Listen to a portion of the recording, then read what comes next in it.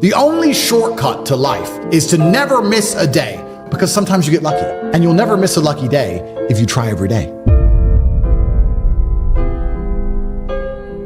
Because when you've come from the absolute bottom to the absolute top, and you've done it all off of your own back, and hard work and dedication, and never missing a day, one, because of compounding interest, and two, if you don't try every day, you might miss your lucky day. And that's what people don't understand. If you never miss a day and you never don't try and you're always on time, was I late today? No, on time, and you try and improve every aspect of your life, and you're a professional, and you try and make sure that you analyze your decisions, you give yourself feedback, you don't make mistakes, you're not lazy. If you try and you make it to the top, because you look at the people down below and you're like, well, why didn't you try? I did. Oh, I did too. No, you didn't. That's a lie. Now you're lying to me, and that annoys me. I believe that they have the lives they deserve because they haven't been prepared to suffer like I've suffered. If I was as lazy and incompetent as these people, I'd be like them. These people, they're not triers. I didn't even have chances that good. I wish I did. I wish I had a billionaire sitting on the internet explaining to me how the world worked. I would have done anything for that. But I've never had that chance. I had to work them all out myself, take huge monumental risks, do the nearly impossible to escape. It's easier to get rich now than it's ever been. This goes back into my mentality about the kind of person who takes risks and takes action. So then people will say to me, this is what's so amazing. People say to me, oh, how do you have all these big Addies? How do you have $100 million of cars? You're so lucky. It's not luck. It's never been luck. I've been the person who took action. And if I were to tell you right now what action to take, you won't do it. So I'm not going to feel sorry for you when you fail. I'm not going to feel sorry for losers. My life is just work. But that's boring, right? But that's the truth about it. I'm on my laptop all day, every day. I have 18 hours a day of screen time. I'm either training or I'm working. Do I know some women? Yes, of course. Do I have some fancy cars to drive? Yes. Can I go to the odd restaurant? Yes. But the majority of the time, all I do is work because that's what I enjoy to do. I don't think most things outside of work are as entertaining as the work itself. That's why I'm successful. Yeah, I do have women who I know, and yeah, I can have that crazy lifestyle, and I did it for a while. But I wouldn't even say it's empty. You know, people get successful and they start to say, oh, I'm above that. It's empty. It's empty. It's vaporous. That's true. I just don't think it's as fun as working. I think just winning is fun. I think the whole point of life is a man's competition in the first place. Life is rented. I know exactly what you're saying, but I'm saying my philosophy is that you never own anything that you're not renting anyway. Your physical health is not something you have, it's something you rent. If you don't look after it, you lose it. Just like a house, if you don't pay the rent, you lose the house. It's the same with your business. If you don't look after your business, you lose the business, you lose your money. The same with women. If you don't look after the women, you lose the women. So do you have to sit there and attribute value to each thing and work out, is this worth the extra seconds in the day to maintain it? And if I'm going to do anything, you're going to optimize it, right? Isn't that life? You go to the fight gym and you spar and you lose and you get better. You attempt to optimize it. You try and make some money. You attempt to optimize it. You attempt to grow the number of followers you have on your YouTube channel. When you go out dating women, you attempt to optimize it to get better at it. If I'm going to speak to people, I'm going to optimize it to be maximally effective. I want to be the person who can say less words than everybody else and have a larger impact. That's what I want to do. I've chosen that. I've decided to do that. I understand that to be able to do that, I also need to have a certain persona and a certain capability. It's hard to do that if I'm not financially successful. It's hard to do that if I'm physically weak.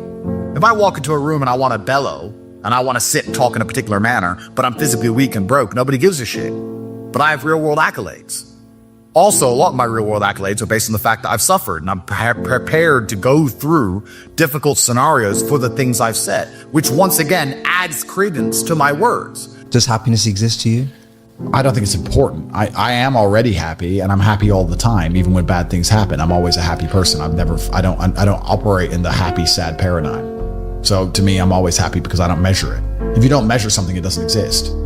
If you give attention to depression, you're depressed. If you give attention to how happy you are, you're always going to be measuring if you're happy or not that day. If you don't think about those things, they don't exist. I don't give measurement to them. Is that the heartbreak part is the best part. Yeah. That's the real love. The whole holding hands, everything's happy, we're out at dinner, smiling, laughing. No, that's boring. The true memory of love, the actual real fun part of the love is the part where you feel the deepest, and you feel the deepest when it goes wrong. And we can apply that to everything. That's the funnest part of life. Funnest part of life. It's never fun at the time, but in retrospect, when you want to use hindsight and analyze your entire life via the lens of your mind, when you go back in time, those bad times are the best times. Because I believe as a man, chasing happiness is probably the most asinine thing you can do. It's the easiest way to lose as a man is to chase happiness. What will make me happy is not how you win as a man. How you win as a man is, I don't care how I feel, what must be done.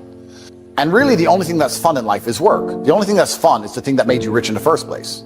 That's the reason it made you rich, because you found it fun. There are no fun activities to do once you're rich. The only thing you can really do is slow things down. So a poor person has a 1 hour lunch. I'm allowed a 4 hour lunch. Great. You can add some time to things. But I don't know. I see there are some other rich people who, they get enamored by wine, and they think that giving their life to tasting different grapes is somehow not a complete waste of consciousness. But they're dipshits. And that's why they're not important. And that's why no one knows who the they are. So when I talk to other millionaires, they're like, oh yeah, I'm gonna wine. I like to spend my time wine. Well, then you go do that. Life is just, it's a game. We're living in a simulation. And if you want a high score, you have to choose the highest difficulty. So I want a high score. A lot of these people, especially people who talk about Zen, Stoicism, etc., I distrust. And this isn't specifically about him. This is about all of these people. Because they'll sit in a beautiful field with green grass in Bali, and they'll put on a stupid robe, and they'll sit there and they'll do this, and they'll say, I'm Zen, my mind is great. You're in a beautiful field in Bali. Of course you're Zen. What are you gonna be upset about? It's sunny.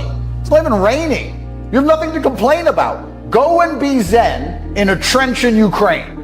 Then show me your Zen. If you're so Zen and you're so fantastic with your mind, any of these people, I openly challenge you, considering you're all physically incapable, go do an MMA fight and get the shit kicked out of you. Go and you know you're gonna lose because you're a pussy. I know you're gonna lose, you know you're gonna lose, he's gonna hurt you, but you're Zen. Show me the power of your mind. Go get your ass whooped. Oh no, you're scared. You won't do that. You won't go get in the cage and get grounded and pounded. I thought you were Zen. Turns out you're only Zen when everything's fine. That's not Zen. It's not Zen to be Zen when everything's fine. So all these people with their spoiled little privileged lives and their yoga retreats. Oh, I feel so great in my yoga retreat. Oh, you feel so great in one of the most idyllic locations on the planet, eating food that's prepared for you. You feel great. Wow, mental control. For the clown show. It's a clown show. If these people were truly who they wanted to pretend they are, they'd be in the trenches somewhere. The UFC fighter has more Zen when he's getting punched in the face in front of all these people, in front of his screaming wife, worried about him losing consciousness forever. When he's taking shots to the face and still avoiding them and keeping a clear enough mind to slip the punches. So all these people are full of shit, because if they were truly Zen, they'd live a life similar to mine. But they don't. I ain't lonely. I've never been lonely. I've never been lonely. You don't know me. I've never been lonely. I had no money and I was never lonely. And I don't think it's possible for anybody to stay in a scenario where they're truly uncomfortable. If you fall asleep on your arm and your arm really starts to hurt, even in the deepest sleep, you're gonna wake up and move your arm. If you sit there and your life has been in a rut for 7 years, you are semi-comfortable in that rut. Sure, there's days you're pissed off. Sure, you're semi-annoyed by it, but there's also days where you just play video games, eat pizza, and you're kind of cool with it and it's no big deal. If you were truly unhappy and uncomfortable and discontent with your scenario, you wouldn't be in it. When I was broke, I couldn't sleep. Please understand me. When I was broke, I couldn't sleep. I'd be trying to go to bed thinking, these people have Ferraris. I want a Ferrari. I couldn't sleep. I just understood that there was a version of reality that I had yet to experience. I saw my parents struggle to pay the bills, and I saw my friends struggle to pay the bills, and I saw everyone around me unable to eat, and then I saw certain people with $500,000 cars, and I understood there must be a different version of reality. There must be a version of making money, a version of banking, of finance. There has to be a different world. This world I'm in, everyone's poor, this is garbage. That world, I can see people are living a reality that I can't even fathom. I'm under the mentality that you are exactly not where you deserve to be. That is one version of reality. That's one version of events. And although that's true, I want to put it in a different way. You're exactly where you wish to be in life.